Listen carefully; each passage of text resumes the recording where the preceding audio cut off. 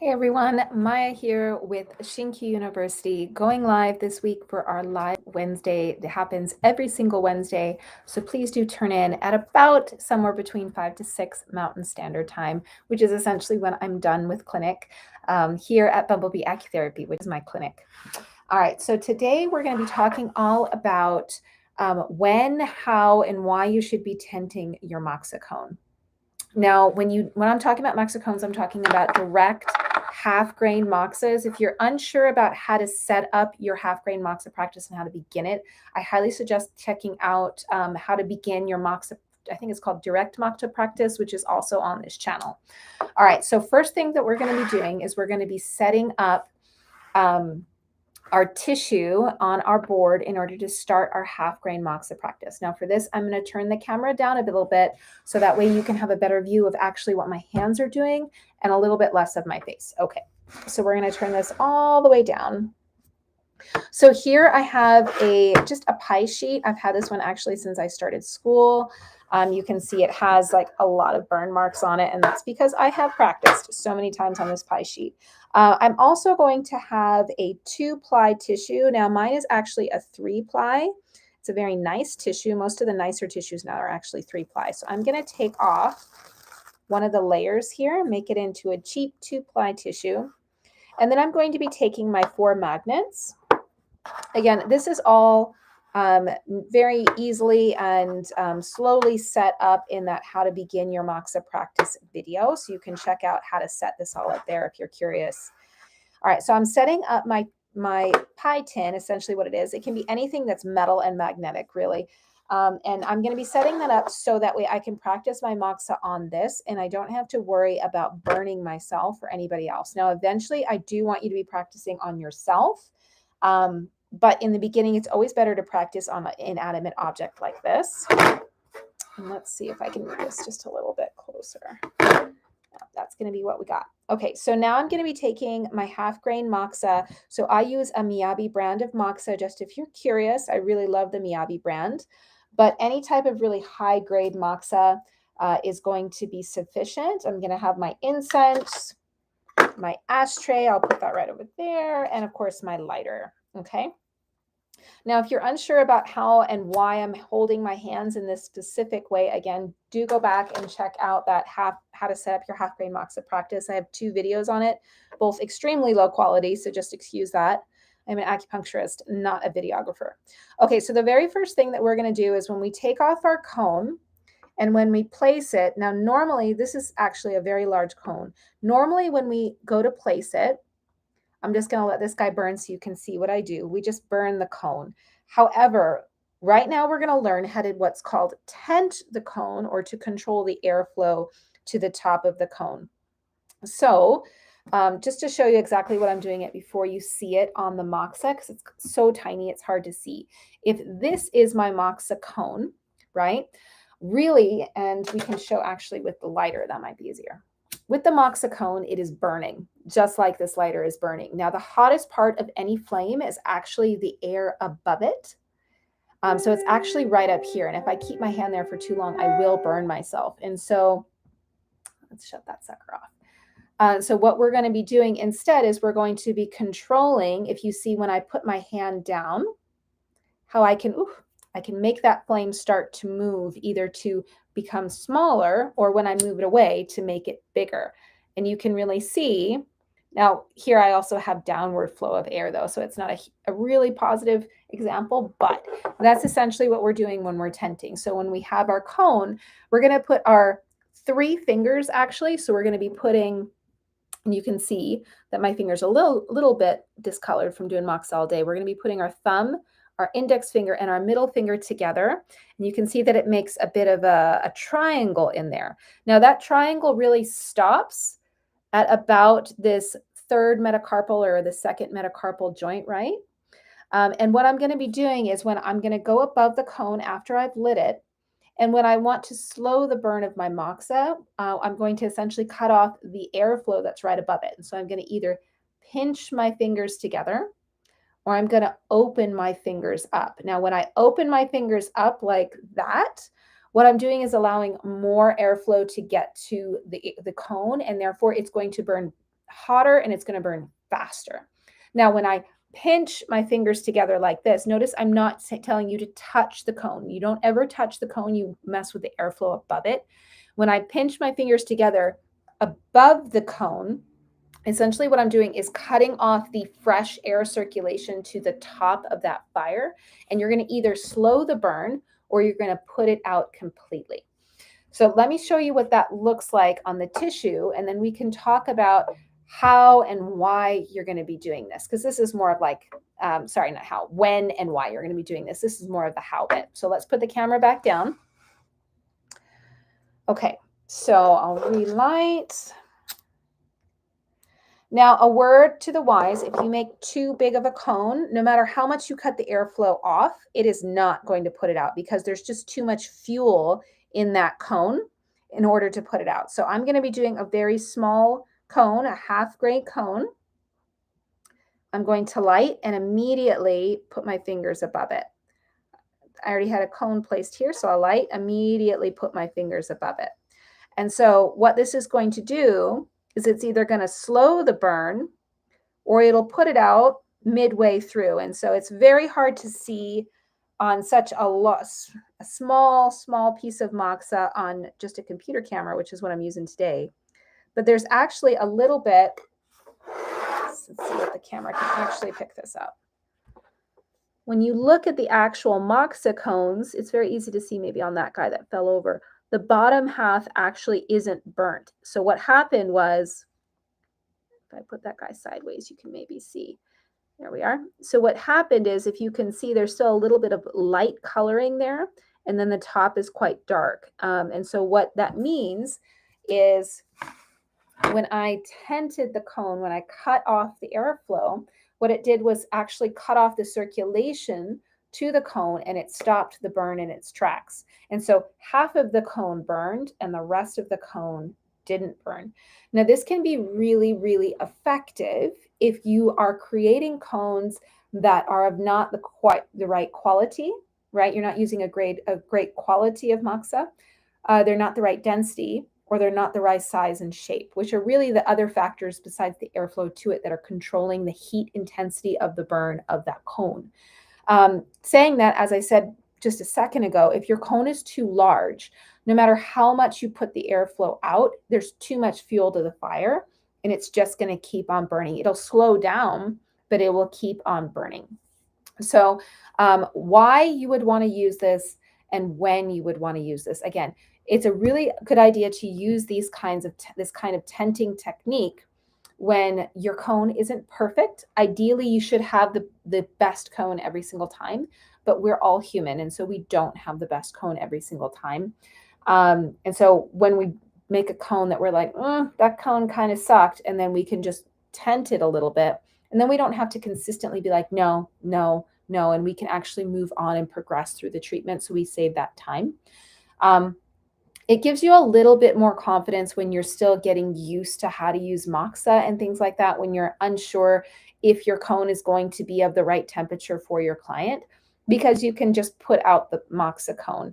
And then also, I really love using this technique on people who are very heat sensitive, who I still want to do the moxa on, or like teenagers, really, anyone from 12 to 15 who are, again, going to be very heat sensitive because they're so young, but I feel that they need a little bit more kick than just a stick-on moxa comb, which is what I usually use for the little ones. Now, what usually happens with this technique, and I'm just going to show you the technique as I talk about it, so that way you can repeatedly see what I'm doing with my hands, and just if you want to listen to me as you watch. All right. So a lot of times what people do with this technique is they learn how to tent the moxa while they're in school, and they never learn that you're supposed to be able to use a technique that does not require tenting. In fact, most people are never taught how to roll their moxa with their hands. Most of the time they're taught to use boards in order to roll their moxa. I don't like teaching that because I think if you're an acupuncturist, you should act as an acupuncturist, and you should not have to use boards in order to create your moxa cone. You should have the finesse and the ability. So for example, this cone really sucks in its shape. I'm going to turn that guy so it's a little bit better. But this is definitely a tenter because it just wasn't a good shape. Yeah, so you should definitely, as an acupuncturist, have the ability to roll your cones and be able to place them without having to tent and without worrying about their heat quality, without using some kind of board or instrument, in my opinion. Saying that, like we're all in different stages of our moxa journey, and whatever stage you're at is totally fine. Uh, I would really caution you against overusing this technique. And when I say overusing it, meaning that every single cone that you ever make has to be tented, because there's a lot of techniques that shouldn't be tented. Actually, there's a lot of techniques that you want to the cone for the cone to be hot, like that one would have been, or that you want to take a cone and, for example, you want to stack your moxa like that. That one didn't burn out all the way. Give it another light. There we go. Like there's a lot of different techniques. Now, where this technique can really come in handy, let's say if you are stacking, and let's make a cone on top here, and I make this cone and it doesn't burn all the way through. That one I just lit the very tip and then pulled away. Now it's a little hard to see, so I do apologize. I'll make it a little bit bigger because this camera doesn't have very good quality. So a little bit bigger of a cone. We're going to put that sucker out. And so it's probably pretty difficult to see, but there's a little bit of yellow still left on that cone. Like essentially the bottom half of the cone is still unburned. Now in this kind of stacking situation, which you would be doing for a tonifying technique, you don't want the moxa cone that I then place on top of that one to burn through its moxa and then burn through the cone underneath it. And so what I would do is use my technique here, my tenting technique, to put out the top cone before it burns through the fuel below it. So in this kind of situation, it can be a really good way to be like, oh, that cone didn't burn correctly. I'm just going to put it out. And that wasn't a good show. That burned all the way through. Sorry, guys. It can be a really good way to just make up for mistakes in your practice and then continue forward. And then also just to control the airflow when you're not really sure of how hot it should be. So when tenting, are your fingertips actually touching the skin when moderating airflow? Great question, Joe. They are not touching the skin. And so just to show you on my skin, and I'll try to get it closer to the camera. See if I can get this perfect. Now this is a little bit bigger of a cone and it's not a very good shape. If you could see, like it looks more like a glob. So this is a very good cone to really to reshape, but it's a really good cone to do your tenting on. It's probably a slightly better show, but it's really a poorly shaped cone. So with this one, I don't want it to burn completely. So I'm just going to control the airflow so it burns slowly. And if you could see, I was just going to the top, and if I turn it around, you can see that there's still a little bit of moxa that did not burn completely through, right? So that's, to show you again, I'll just tap that sucker down. I am not making good cones today. Here we go. So again, I'm right above it. If anything, I might rest my finger over here just to give myself a balance point, but I'm never touching the skin. So a lot of times when you're in school, at least I've found through my students here at the local acupuncture school that I teach moxa to, a lot of times the teachers actually teach them to, I'll do this, open my hand sideways so you can see, they teach them to cover the entire cone when they're tenting. I don't recommend that. For one, it's going to make your fingers, you're going to get all the ash of the cone, the previous cone that you can see is kind of halfway put out there. You're going to get the ash of those cones on your fingers. Now, getting some discoloration on your fingers is normal. It's heat. It's going to discolor your skin just like a smoker might be discolored. It's obviously not a cigarette, but whatever. However, when you cover the skin, when you cover the moxa cone completely and touch the skin, you're visually cut off from the cone. Like you can't see when it's burning still. And I think that's a really dangerous thing to do, because then you can't see when that cone actually burns down to the skin and actually touches the skin. So that's a really great question, Joe. Thank you so much for bringing it up, because I completely had forgotten about that. You really want to be above your cone when you're doing this, so you can not only visually see it, but also, again, that hottest part of the cone is above the flame. Actually, it's not the actual flame.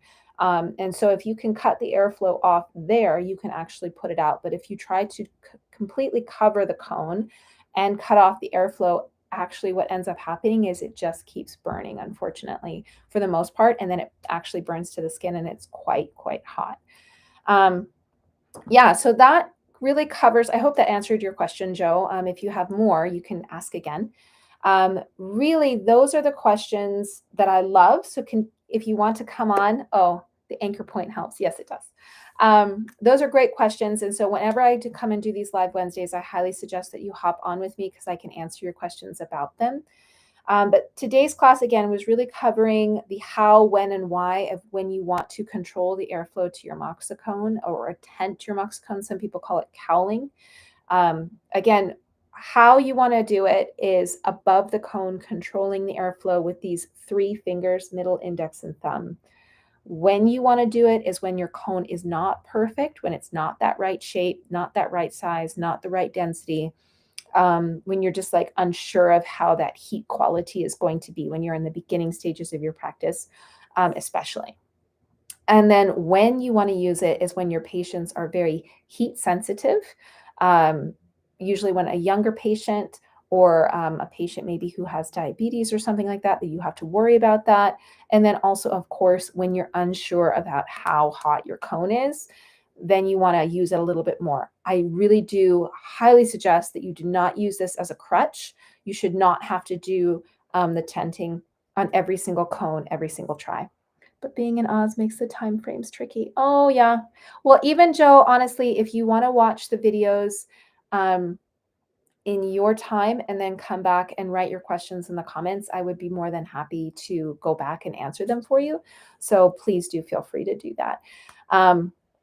Anyway, that's all for today, live Wednesday. I cannot talk. Next week, we're going to be probably talking about acupuncture or teaching. I haven't decided which, but I'd love for you to tune in for that. And until I see you next time, please do have fun practicing. And remember, time, energy, and effort are really what creates an amazing practice. And if you can have a mentor there, someone like myself who can guide your practice, who understands the techniques, your time, energy, and effort will be better placed and more efficient in how you excel along that path towards your goals. So I highly suggest that you get a mentor. If you are interested in lifetime mentorship, oh, Tayshane's got you. If you're interested in mentorship, I highly suggest heading over to ShinKyu University. In ShinKyu University, we actually have a live online study group every single month for moxibustion, acupuncture, which includes Tayshane's Shanghanlun study, and of course, question and answer. We have a Facebook community that is completely dedicated to our students. And then we have over 30 plus hours of recorded online content, plus in-person classes. So there's a lot that you can get from ShinKyu University if you do decide to join. There is a link to set up an interview if you're interested, and I would love to see you there. So until I see you next time, happy practicing, everybody, and I'll see you next time. Bye-bye.